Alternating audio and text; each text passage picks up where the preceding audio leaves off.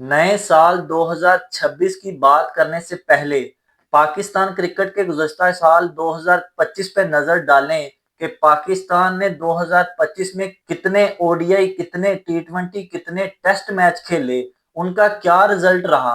पाकिस्तान ने किस किस मुल्क के साथ होम सीरीज और किस किस मुल्क के साथ फॉरेन सीरीज खेली, क्या नतीजा रहा उस सीरीज का और क्या इम्पैक्ट रहा उस सीरीज का पाकिस्तान क्रिकेट के ऊपर। तो आज बात करेंगे हम पाकिस्तान क्रिकेट के साल 2025 पे। 2025 का साल पाकिस्तान ने टेस्ट सीरीज से आगाज किया। Test series Pakistan West Indies में खेलने गया। टेस्ट सीरीज एक एक टेस्ट से बराबर हुई। पाकिस्तान ने उसके बाद फरवरी तक कोई क्रिकेट नहीं खेली। फरवरी में चैंपियन ट्रॉफी से पहले पाकिस्तान ने होम ग्राउंड पे tri nation series Pakistan, south Africa और न्यूजीलैंड के दरमियान रखी। बेसिकली तो ये चैंपियन ट्रॉफी की तैयारियों के लिए रखी गई थी। क्योंकि पाकिस्तान चैंपियन ट्रॉफी को होस्ट कर रहा था तो पाकिस्तान ने अपने ही होम ग्राउंड के ऊपर ट्राई नेशन सीरीज रखी। लेकिन पाकिस्तान न्यूजीलैंड से ट्राई नेशन सीरीज का फाइनल हारा और उसके फौरन बाद पाकिस्तान और न्यूजीलैंड का ही चैंपियन ट्रॉफी का पहला मैच खेला गया। पहले मैच में ही पाकिस्तान न्यूजीलैंड से हार गया। उसके फौरन बाद पाकिस्तान और इंडिया का 23 फरवरी को दुबई स्टेडियम में मैच था चैंपियन ट्रॉफी का। पाकिस्तान वो मैच भी एज यूजुअल हार गया। वो तो पाकिस्तान की अच्छी किस्मत की वजह से बांग्लादेश वाला मैच हुआ ही नहीं। लेकिन हम फैंस को तो ये भी शक था कि पाकिस्तान ये मैच भी हार जाएगा। इस तरह पाकिस्तान चैंपियन ट्रॉफी 2025 जो कि पाकिस्तान खुद होस्ट कर रहा था, उसके लीग मैचेस से ही बाहर हो गया।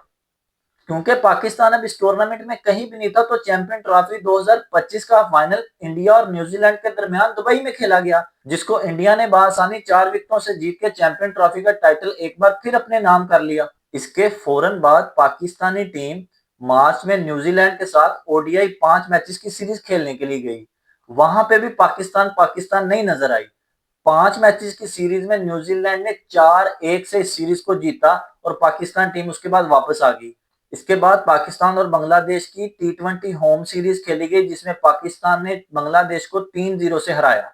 फिर उसके बाद जुलाई में पाकिस्तान बांग्लादेश गया और वहां पे टी20 सीरीज खेली गई।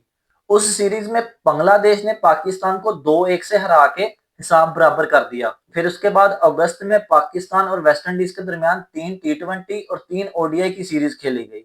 टी20 वाली सीरीज में पाकिस्तान ने 2-1 से इस सीरीज को जीता और वेस्ट इंडीज ने ओडीआई सीरीज में पाकिस्तान को 2-1 से हरा दिया। इसके बाद पाकिस्तान, अफगानिस्तान और यूएई के दरमियान ट्राई नेशन सीरीज टी20 फॉर्मेट पे खेली गई, जिसको पाकिस्तान ने अफगानिस्तान को हरा के अपने नाम किया। फिर उसके बाद एशिया कप में पाकिस्तान ने लीग मैचेस में इंडिया से हारा।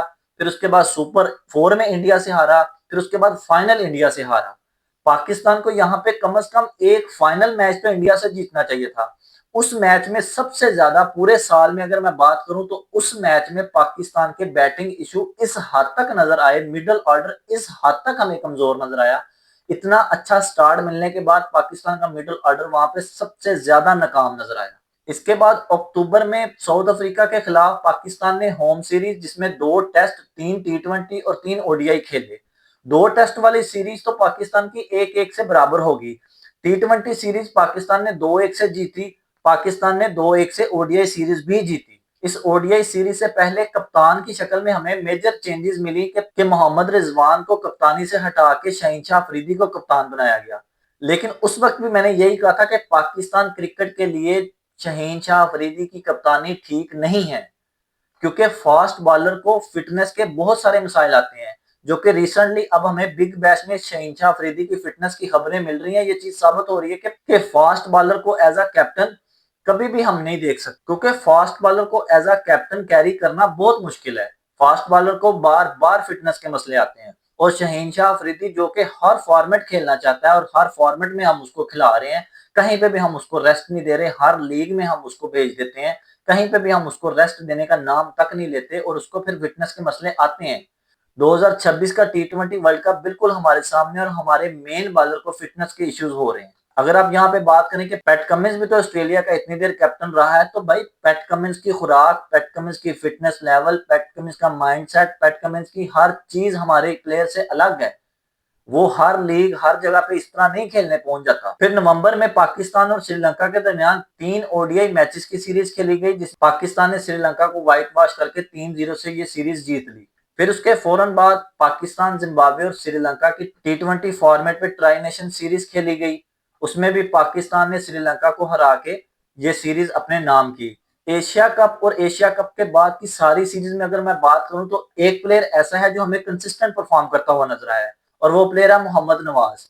मोहम्मद नवाज ने अपनी बॉलिंग अपनी बैटिंग दोनों से जो है वो अपने मैच के ऊपर इम्पैक्ट डाला है। मोहम्मद नवाज हमारे सामने एक ऐसा मैच विनर प्लेयर बन के आ रहा है कि हमें उसे जाया नहीं करना, हमें उसे सेव करना है, हमें उसके ऊपर इन्वेस्ट करना है, उससे बड़े बड़े टूर्नामेंट में काम निकलवाना है। अगर मैं यहाँ पे ओवरऑल पूरे साल की बात करूं तो 2025 में पाकिस्तान ने सिर्फ 4 टेस्ट मैच खेले हैं, 2 वेस्ट इंडीज से, 2 साउथ अफ्रीका से, बस। जहां पे दुनिया की बड़ी बड़ी टीमें ज्यादा से ज्यादा अपना फोकस टेस्ट क्रिकेट पे कर रहे हैं। टी20 वर्ल्ड कप से पहले भी इंग्लैंड और ऑस्ट्रेलिया ने ऐसी सीरीज रखी हुई है, वहां पे हम पूरे साल में सिर्फ 4 टेस्ट मैच खेल रहे हैं। यहां से आप पाकिस्तान क्रिकेट के फ्यूचर का अंदाजा लगा सकते हैं कि पूरे साल में अगर हम 4 टेस्ट मैच खेल रहे हैं तो हमारा क्या लेवल होगा। ओडीआई की बात करूं तो पूरे साल में हमने 14 ओडीआई मैचेस खेले, जिसमें से 7 जीते 7 हारे। अगर टी20 की बात करूं तो टी20 में हमने 12 मैचेस खेले, जिसमें से 8 जीते 4 हारे। तो टी20 की रेशियो बनिस्बत बाकी दोनों फॉर्मेट के पाकिस्तान की बेहतर है, लेकिन ये मैचेस की तादाद बहुत थोड़ी है।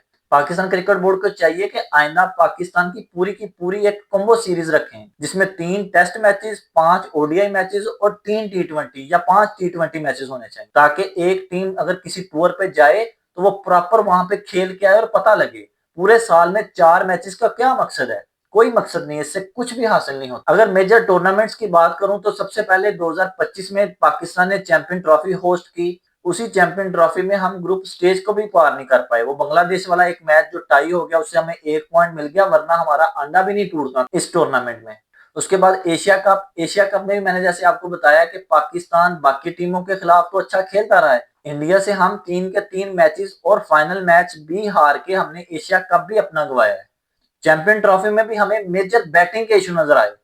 उसके बाद एशिया कप इस साल हमने खेला, एशिया कप में भी हमें बैटिंग के इश्यूज नजर आए। मिडिल ऑर्डर के इश्यूज इतने ज्यादा कि हम बार बार बात करके थक गए इस चीज पे कि पाकिस्तान को अपना मिडिल ऑर्डर स्ट्रॉन्ग करना है, मिडिल ऑर्डर स्ट्रॉन्ग करना है। एक प्लेयर को हमने एशिया कप से पहले निकाला है, उसी प्लेयर को हमने एशिया कप के बाद अपने टीम में शामिल कर लिया। किस बिहाफ पे आज तक किसी को पता ही नहीं। तो ये था ओवरऑल पाकिस्तान 2025 का एक एनालिसिस कि पाकिस्तान ने कहां कहां कब कब किस किस टीम के साथ मैचेस खेले। अगर हमेशा की तरह आपको आज की भी हमारी वीडियो पसंद आई है, हमारे चैनल को सब्सक्राइब करें, लाइक करें, शेयर करें और अपने हमारे कमेंट सेक्शन में हमेशा अपने रिव्यू और ओपिनियन से आगाह करते रहा करें। गुड नाइट, अल्लाह हाफिज।